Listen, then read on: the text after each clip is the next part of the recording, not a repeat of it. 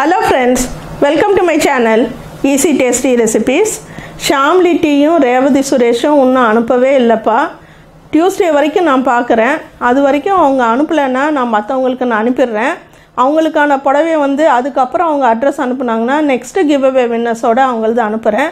அப்பையும் அவங்க அனுப்பலைன்னா வேறு 2 பேரை நான் செலக்ட் பண்ணி தான்ப்பா நான் அனுப்பணும். கொஞ்சம் சீக்கிரம் அனுப்ப பாருங்கள். இன்றைக்கி சமையல் குறிப்புகளில் டிஃபன் ஐட்டம் பார்ட் 3 தான் நம்ம பார்க்க போகிறோம். கம்பு இட்லி எப்படி செய்கிறதுன்னு பார்க்கலாம். இட்லி அரிசி 2 கப் எடுத்துக்கோங்க. கெட்டி அவுள் 3/4 கப், கம்பு 1.5 கப் எடுத்துக்கோங்க. அரிசியும் அவளும் ஒன்றா ஊற வச்சுக்கோங்க. கம்பு தனியாக ஊற வச்சுக்கோங்க. எல்லாம் ஒரு 4 மணி நேரம் ஊற வைக்கணும்.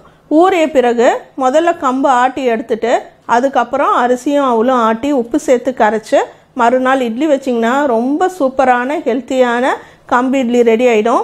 இதுக்கு சைட் டிஷ்ஷாக ஒரு தக்காளி சட்னியோ கார சட்னியோ பூண்டு சட்னியோ தொட்டுக்கிட்டிங்கன்னா ரொம்ப ரொம்ப டேஸ்டியாக இருக்கும். உடம்புக்கு ரொம்ப நல்லது. வெயில் காலத்துலலாம் கம்பெல்லாம் சாப்பிடும்போது உங்களுக்கு ரொம்ப நல்லாயிருக்கும். இந்த ரெசிபி ட்ரை பண்ணி பாருங்கள். நெக்ஸ்ட் கொள்ளு இட்லி. எடை குறைக்கணும் அப்படின்னு விரும்புகிறவங்க எல்லாமே இந்த கொள்ளு இட்லி ட்ரை பண்ணலாம். இட்லி அரிசி 3 கப், கொள்ளு 2 கப், உளுந்து 1 கப். எல்லாமே நல்லா வாஷ் பண்ணிவிட்டு ஒரு 4 மணி நேரம் ஊற வச்சுக்கோங்க. உளுந்தை தனியாக ஆட்டி எடுத்துக்கோங்க. இட்லி அரிசியும் கொள்ளும் ஒன்றா ஆட்டிட்டு உப்பு சேர்த்து கரைச்சிட்டு அடுத்த நாள் நீங்கள் இட்லி வைக்கலாம். நெக்ஸ்ட் ராகி இட்லி. ராகி 1 கப், இட்லி அரிசி 1 கப், உளுத்தம்பருப்பு 1/2 கப். உளுந்தை நல்லா எப்பயும் போல் நல்லா வாஷ் பண்ணிவிட்டு ஒரு 4 மணி நேரம் எல்லாமே ஊற வச்சுக்கோங்க. உளுந்தை தனியாக ஆட்டி எடுத்துக்கோங்க. ராகி அரிசியும் ஒன்றா ஆட்டிக்கோங்க. 4 மணி நேரம் ஊற வச்சு அதுக்கப்புறம் நீங்கள் ஆட்டும்போது நல்லா ஊறி இருக்கும். உங்களுக்கு நல்லாவும் மைய அரைப்படும். இதை எல்லாம் ஆட்டிட்டு உப்பு சேர்த்து கரைச்சிட்டு அடுத்த நாள் இட்லி வச்சுக்கோங்க. இதுக்கும் சைட் டிஷ்ஷாக கார சட்னி நீங்கள் வச்சுக்கலாம். ராகி பூரி ராகி மாவு கடையில் இப்போ ரெடிமேடாகவே கிடைக்குது. அந்த ராகி மாவு 1 கப் எடுத்துக்கோங்க. கோதுமை மாவு 1 கப் எடுத்துக்கோங்க. ரவை வெள்ளை ரவை ஒரு 2 டேபிள் ஸ்பூன் சேர்த்துக்கோங்க. தேவையான அளவு உப்பு, ஒரு 2 ஸ்பூன் ஆயில், இதெல்லாம் சேர்த்து நல்லா பிசைஞ்சு எப்பயும் பூரிக்கு பிசைகிற மாதிரி பிசைஞ்சிட்டு நீங்கள் திரட்டி பூரி செஞ்சிங்கன்னா ரொம்ப டேஸ்டியான ராகி பூரி ரெடி ஆகிடும். Next beetroot puri. பீட்ரூட்டை மிக்சியில் நல்லா அரைச்சி சாறு எடுத்துக்கோங்க. நல்லா வடிகட்டி சாறு எடுத்துக்கோங்க. கோதுமை மாவில் உப்பு, சீரகம், எண்ணெய், இந்த பீட்ரூட் சாறு. உங்களுக்கு காரமாக வேணும்னா நீங்கள் இதுலேயே மிளகாத்தூள் சேர்த்துக்கலாம், கரம் மசாலா தூள் சேர்த்துக்கலாம். ஒரு 2 டேபிள் ஸ்பூன் ரவையும் சேர்த்துக்கோங்க. 2 டீஸ்பூன் எண்ணெயும் சேர்த்துக்கோங்க. எல்லாம் பிசைஞ்சு நீங்கள் பூரி சுட்டிங்கன்னா இந்த ரொம்ப கலர்ஃபுல்லாக இருக்கும். இந்த பூரி குழந்தைங்க விரும்பி சாப்பிடுவாங்க. நெக்ஸ்ட் ஆலு பூரி, உருளைக்கிழங்கு பூரி. கோதுமை மாவில் ஒரு 2 கப் கோதுமை மாவு எடுத்திங்கன்னா ஒரு உருளைக்கிழங்கு நல்லா வேக வச்சு நல்லா மசிச்சு வச்சுக்கோங்க.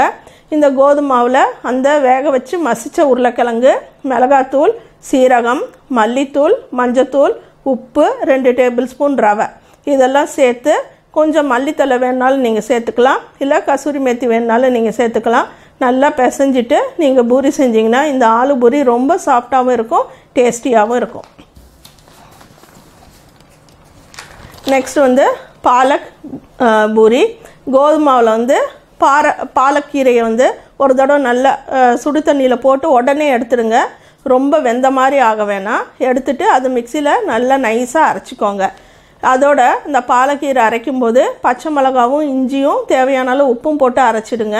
இந்த விழுதை கோதுமை மாவில் உப்பு சேர்த்துட்டு இந்த விழுது சேர்த்துட்டு உப்பு சேர்த்துட்டு எண்ணெயும் சேர்த்துட்டு ஒரு 2 ஸ்பூன் ரவை எல்லாமே சேர்த்து எப்பயும் பூரிக்கு பிசைகிற மாதிரி பிசைஞ்சிட்டு நீங்கள் பூரி செஞ்சிங்கன்னா நல்ல க்ரீன் கலரில் இந்த பூரி ரொம்ப டேஸ்டியாக இருக்கும். நெக்ஸ்ட் பாலக் பெசரட்டு தோசை.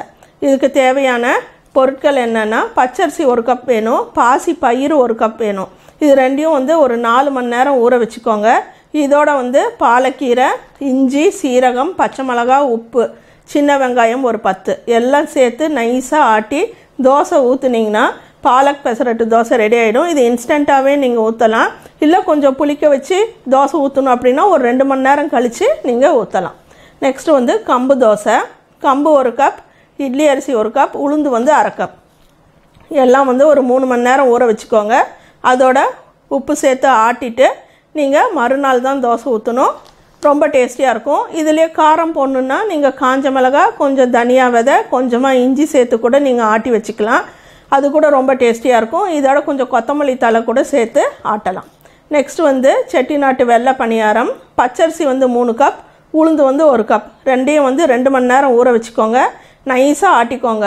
ஆட்டிட்டு 3 மணி நேரம் கழித்து அதில் வந்து மிளகு, சீரகம், பச்சை மிளகாய், இஞ்சி, கருவேப்பிலை, கொஞ்சம் தயிர், சோடா உப்பு, தேவையான அளவு உப்பு, அப்புறம் தான் உப்பு சேர்க்கணும். 3 மணி நேரம் கழித்து எல்லாம் கலந்து தேவையான அளவு தண்ணியும் கொஞ்சம் சேர்த்து தோசை மாவு பதத்துக்கு கரைச்சி சூடான எண்ணெயில் கரண்டியில் மொண்டு ஊற்றும்போது உங்களுக்கு நல்லா பம்பம்னு வெள்ளை பணியாரம் ரெடி ஆகிடும். நெக்ஸ்ட் வந்து சிலோன் ரொட்டி. மைதா மாவில் வந்து துருவிய தேங்காய், உப்பு சேர்த்து கொஞ்சம் சுடுநீர் ஊற்றி நீங்கள் அதை பிசைஞ்சி தோசைக்கல்ல அடை போல் நீங்கள் தட்டி நடுவில் ஒரு ஹோல் போட்டு அதுலேயும் கொஞ்சம் எண்ணெய் ஊற்றி சுட்டு எடுத்திங்கன்னா சூப்பரான சிலோன் ரொட்டி ரெடி ஆகிடும். நீங்கள் சப்பாத்தி ப்ரெஸ்ஸில் கூட இதை அழுத்தி செய்யலாம். இதுக்கு நல்ல காரசாரமான ஒரு பூண்டு சட்னி தொட்டுட்டிங்கன்னா ரொம்ப நல்லாயிருக்கும். தேங்காய் வந்து அளவு கிடையாது. இப்போ ஒரு 2 டம்ளர் மைதா எடுத்திங்கன்னா தாராளமாக நீங்கள் 1 டம்ளர் மைதாவுக்கு 1 கைப்பிடி தேங்காய் துருவல் கூட போடலாம். நெக்ஸ்ட் வந்து ராகி பணியாரம். ராகி 1 கப்பு, இட்லி அரிசி 3/4 கப்பு, பச்சரிசி வந்து 3/4 கப், உளுந்து 1/4 கப். எல்லாமே 4 மணி நேரம் ஊற வச்சு ஆட்டி உப்பு சேர்த்து மறுநாள் வந்து பணியாரத்துக்கெல்லாம் நம்ம எப்படி தாளிப்போமோ கடுகு, கடலைப்பருப்பு, உளுத்தம்பருப்பு, வெங்காயம், பச்சை மிளகாய், கருவேப்பிலை இதெல்லாம் தாளித்து கொட்டி பணியார கல்லில் ராகி பணியாரம் ஊற்றலாம். நெக்ஸ்ட் வந்து ஹைதராபாத் கிச்சடி. இதுக்கு தேவையான பொருட்கள்: பச்சரிசி வந்து 1 கப்பு, மைசூர் பருப்புன்னு கேட்டால் கடைகளில் கிடைக்கும், அது வந்து 1/2 கப்பு, அது கொஞ்சம் ஆரஞ்சு கலராக இருக்கும். இரண்டையும் வந்து 1 மணி நேரம் ஊற வச்சுக்கணும். ஒரு நான்ஸ்டிக் பேனில் வந்து ஆயில், கீ சேர்த்துக்கோங்க. அதில் பட்டை, லவங்கம், ஏலக்காய், பிரியாணி இலை தாளித்து வெங்காயம், பச்சை மிளகாய், இஞ்சி பூண்டு விழுது, கருவேப்பிலை சேர்த்து சீரகம், மிளகும் சேர்த்து 2.5 கப் தண்ணீர். இப்போ 1 டம்ளர் எடுத்திருக்கீங்க அப்படின்னா 2.5 கப், ரெண்டுக்கும் சேர்த்து 2.5 கப் தண்ணீர், உப்பு, மஞ்சத்தூள், மல்லித்தலை சேர்த்து கொதிக்கும்போது இந்த அரிசி பருப்பையும் சேர்த்து போட்டு அடுப்பில் சிம்மில் வச்சுட்டு ஒரு லிட்டு வச்சு மூடிட்டு ஒரு 25 நிமிஷம் கழித்து நீங்கள் ஓப்பன் பண்ணிங்கன்னா ரொம்ப டேஸ்டியான ஹைதராபாத் கிச்சடி ரெடி ஆகிடும். நெக்ஸ்ட் வந்து கம்பு சப்பாத்தி. கோதுமை மாவு 1 கப்புனா கம்பு மாவு வந்து 1/2 கப். இதுவும் கடைகளில் ரெடிமேடாக கிடைக்குது. இது ரெண்டையும் மிக்ஸ் பண்ணிக்கோங்க. இதில் தேவையான அளவு உப்பு சேர்த்துக்கோங்க. தேவையான அளவு ஒரு 2-3 ஸ்பூன் எண்ணெய் சேர்த்துட்டு கொஞ்சம் வந்து சுடுநீர் ஊற்றி நீங்கள் பிசைஞ்சு எப்பயும் போல் சப்பாத்தி செஞ்சிங்கன்னா கம்பு சப்பாத்தி ரெடி ஆகிடும். நெக்ஸ்ட்டு கொள்ளு தோசை. கொள்ளு வந்து 1 கப் எடுத்துக்கோங்க. இட்லி அரிசி 1 கப் எடுத்துக்கோங்க. பச்சரிசி வந்து 1/2 கப். உளுந்து வந்து ஒரு 2 டேபிள் ஸ்பூன் போதும். எல்லாம் ஒரு 3 மணி நேரம் நல்லா ஊற வச்சு இதோடையே சோம்பு, சீரகம், காஞ்ச மிளகாய், உப்பு எல்லாம் சேர்த்து நல்லா கொரன்னு அரைச்சி அடை போலவோ இல்லை தோசை போலவோ ஊற்றலாம். இதில் நீங்கள் கேரட் துருவல், வெங்காயம் எல்லாமே வந்து கூட சேர்த்துக்கலாம். நிறைய கொத்தமல்லி தழை, கருவேப்பிலை எல்லாம் சேர்த்துட்டு மேலே கடுகு தாளித்து கூட நீங்கள் கொட்டிக்கலாம். நெக்ஸ்ட்டு பானிபூரி. இது வீட்லேயே நம்ம செஞ்சுக்கலாம். ரவை வந்து 1 கப் எடுத்திங்கன்னா மைதா வந்து ஒரு 3 டேபிள் ஸ்பூன் எடுத்தால் போதும்.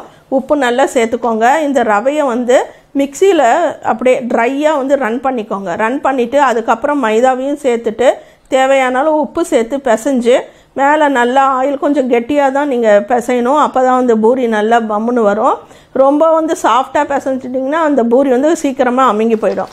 மேலே ஆயில் தடவி ஒரு 1/2 மணி நேரம் ஊறின பின்னால் அதுக்கப்புறம் பூரிகள் சுடணும். அது மேலே வந்து ஒரு வெட் கிளாத் வச்சு மூடி வச்சுட்டு 1/2 மணி நேரம் கழித்து செய்யும்போது ஏதாவது ஒரு பாட்டில் மூடியோ இல்லை சின்ன டப்பா மூடியோ எடுத்து ஒரே மாதிரி சைஸ் பெரிய அப்பளமாக இட்டுட்டு நீங்கள் அந்த மாதிரி கட் பண்ணி எடுத்து பூரி சுடலாம். நெக்ஸ்ட்டு வந்து பச்சரிசி இட்லி. விரத நாட்களில் நிறைய பேர் வந்து இட்லி அரிசி வந்து சேர்க்க மாட்டாங்க, சாப்பிட மாட்டாங்க. அவங்களுக்கு வந்து பச்சரிசி இட்லி வந்து ரொம்ப ஒரு வரப்பிரசாதமாக இருக்கும்.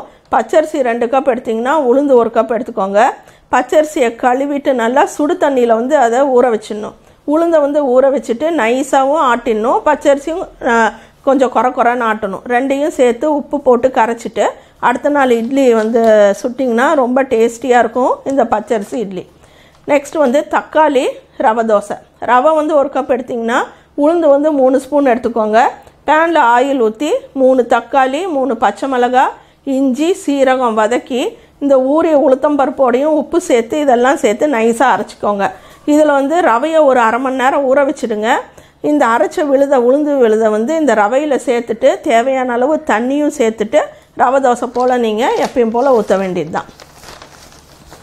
இந்த ரெசிபிஸ் எல்லாம் உங்களுக்கு பிடிச்சிருக்குன்னு நினைக்கிறேன். ட்ரை பண்ணி பாருங்கள். இன்னும் நிறைய ரெசிபிஸ் இருக்குது. தேங்க்யூ.